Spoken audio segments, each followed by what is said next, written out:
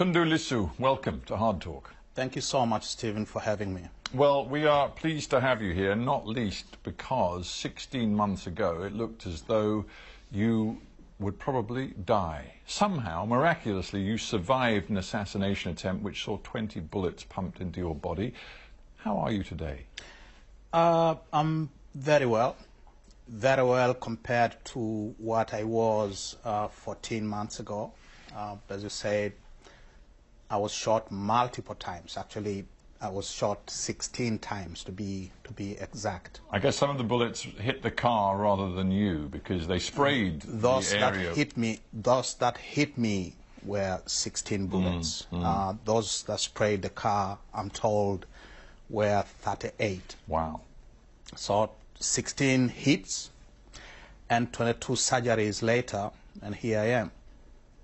You seem to believe that there was a definite political intent to that attack upon you. Yes, absolutely. So what's your proof? Well, the proof is in the circumstances leading up to the attack. You see, for about 6 weeks before I was shot, there were people following me, following my car everywhere I went. There were, you know, everywhere I went, there would be the car tailing me. And then I met... They could, of course, have been anybody. I mean, it should be said for those who don't know you, you were a very public figure in Tanzania, not just because you're a senior opposition party member, you were the whip of the opposition in the Tanzanian parliament, but also you were the head of the sort of legal association. The National Bar Association. That's right. Yeah. So there were probably, I dare say, a lot of people, but some of them bad people, who might have had an animus against you. You can't be sure who might have tried to kill you. Those with whom we have proof that they had bad animus against me are the government. For a year preceding the attack on me on September 7 of 2017, I was arrested 8 times. I was charged in court with this or that offense of sedition. These are free speech offenses 6 times. There were open calls by people who we know to be members of the ruling party who called openly for my assassination after I had denounced the president, after I had revealed that one of his petty projects, this acquisition of new aircraft for Air Tanzania, had actually been seized in Canada because of his breach of contract while he was serving as Minister of Public Works. You made a series of serious allegations of corruption. Of course, the President has denied and dismissed all of them.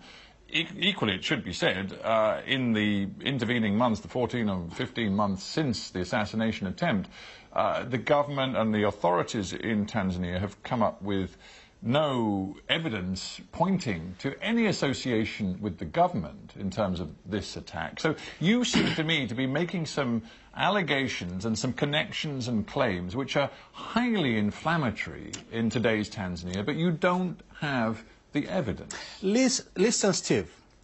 I am the chief whip of the official opposition. I'm a parliamentary leader. I live in a government housing compound that is heavily guarded 24 hours, 7 days a week. Every apartment block inside that compound is guarded 24 hours, 7 days a week. And on the day of the attack, in broad daylight, it was 1 o'clock in the afternoon, during lunch break, during the parliamentary sessions, gunmen followed me from Parliament into this heavily guarded government housing compound where ministers, members of Parliament, the Speaker, Deputy Speaker, and so on and so forth live. And there was absolutely no protection. There were no guards at the gate. There was no security whatsoever.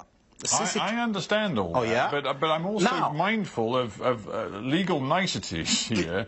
And the President did say, after the attack, that he utterly condemned it, and he called immediately on law enforcement to catch and punish the culprits. Did the President talk to you after the attack? He has never, ever spoken in public about this attempted assassination. Never. There was a tweet there was a tweet, a very small, very quick tweet, and it disappeared. But the president has never, ever publicly spoken about the assassination attempt. The president, and this comes from the Speaker of Parliament, the president has blocked efforts to have me treated at the cost of Parliament, which is my statutory right. And again, just to keep people informed of what has happened since, in the year and more since the attack, you have had to have medical treatment, first in Kenya, but extensive treatment, rehabilitation in Belgium. In Belgium. So you've been based in Belgium for a long time, and you've had an awful lot of time to reflect. When you think about some of the things you said in the lead-up, the summer of 2017, before the assassination attempt, you called the president a petty dictator. At one point, you called on the international community to treat Tanzania, and I'm quoting you directly, as the skunk of the world. Yes. Yeah, now that you've had time to reflect, do you think you went too far? You went over the top. Governments that kill their citizens, governments that use their security forces to target their political opponents, governments that prohibit political rights which are protected by the Constitution, governments that cause civilians to be abducted and disappear, like it was with those obnoxious Latin American dictatorships of the 60s and 70s, governments that have occasioned loss of lives, that destroy innocent lives. In the world, those governments deserve to be described as the skunks of the world. How disappointed are you that the Tanzanian people, they listen to you, they listen to the president, they weigh up the different messages, and right now the president enjoys an approval rating that is well over 50%, some measures at 70%, and there is every sign that both he and the ruling party are going to win, and win big, in the next round of elections? Mr. Sarkar, I will say this. During the first year of President Magufuli's tenure, we were told his approval rating was in the high 80s. A year later, early last year, one of those pollsters came up with polling that showed that the president's approval rating had dropped to 61%. And you know what happened? The managing director of that polling firm had his citizenship questioned, his passport seized, and for all intents and purposes, they will never do it again. Because now, immediately after, a new statistics law was passed which says if you bring out statistics that put the government in a bad light, you are a criminal. Before we get there, just on this matter of whether the president is seen by his people to be doing a good job, let's just consider a few of the achievements of this administration, the Magufuli administration. He's promised to cut out much of the corruption in the country. We saw in the first few weeks and months of his administration thousands of ghost workers being removed from the payroll. We saw some very senior figures being removed from the Port Authority, the Revenue Service, because they had been systematically corrupt. If you ask Tanzanians today, according to all of the evidence, they feel their country is cleaner, less corrupt than it was when he took office. And in Africa, that is actually quite an achievement. We also saw the president building a brand new airport in his home village, like Mobutu Sese Seko with his village in the middle of the forest somewhere in the Congo. We've seen the president doing, and they say it openly, that the president is purchasing aircraft for Air Tanzania Corporation. Now, that is none of the president's job.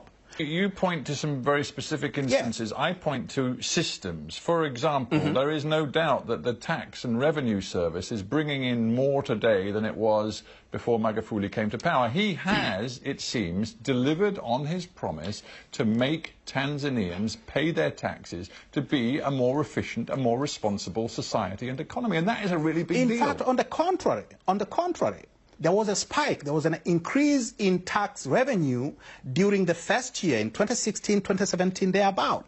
But since then, revenues tax revenues for the government have gone down. And why? Because the president has attacked the business community. He's attacked private investors. Investment is drying up.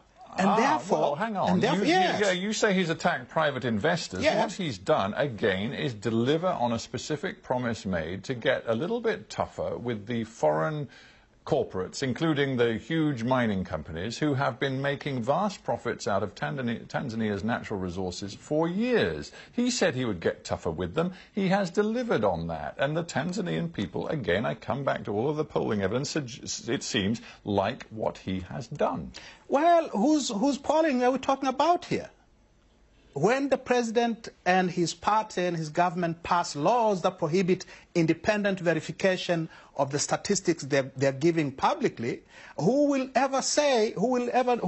there to say that these figures are correct? I don't want to just stick to polls. Let's take the analysis of a respected independent observer of Tanzania, Dan Padgett. He writes on Tanzanian affairs, both at Oxford University and SOAS. He says this: Magufuli has defied the assumption that African states cannot take on big multinational corporations and win. He sought out a confrontation with the mining companies, which eventually led to Barrick Gold and others agreeing a deal that involves substantial concessions to Tanzania. Are you seriously, as an opposition, saying you don't like that? Barrick has not agreed any deal.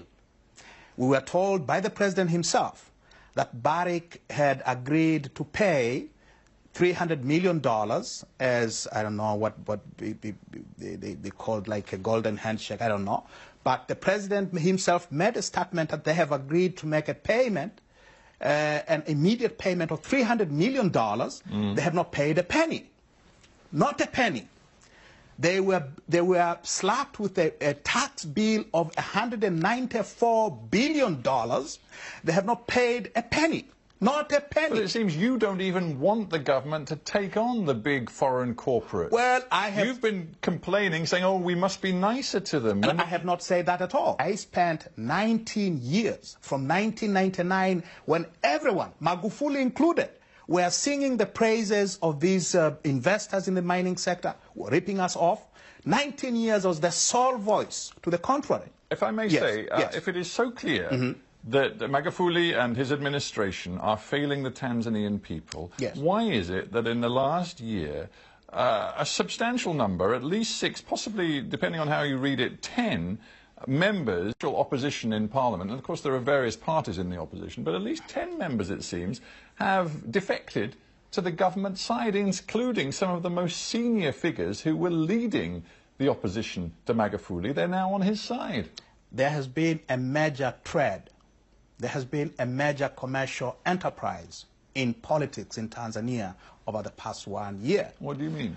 I mean precisely that people have been given money to change sides. People have been promised that if you change sides, we will ensure that you return as a candidate, and we will use whatever force we have in our capacity to make sure that you win. And that's exactly what happened. You're a very senior lawyer, so you know better than I that it's very dangerous to bandy about these allegations when you don't have specific evidence, when, of course, the people who you're making the allegations against, i.e. some senior figures in the opposition, are not here to defend themselves, and they absolutely categorically deny all the charges you've just laid at their door. Let's take one example. Lawrence Masha, he was Home Affairs Minister in the government of Kikwete for a while.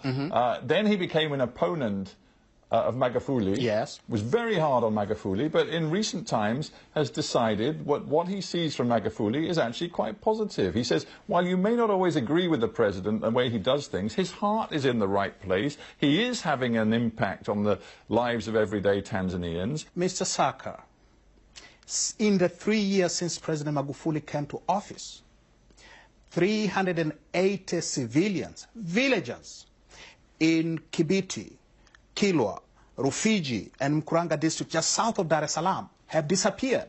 Bodies have been washed, found, floating in River Rufiji, in the Indian Ocean beaches. This is unprecedented in the history of Tanzania. We've never seen anything like this.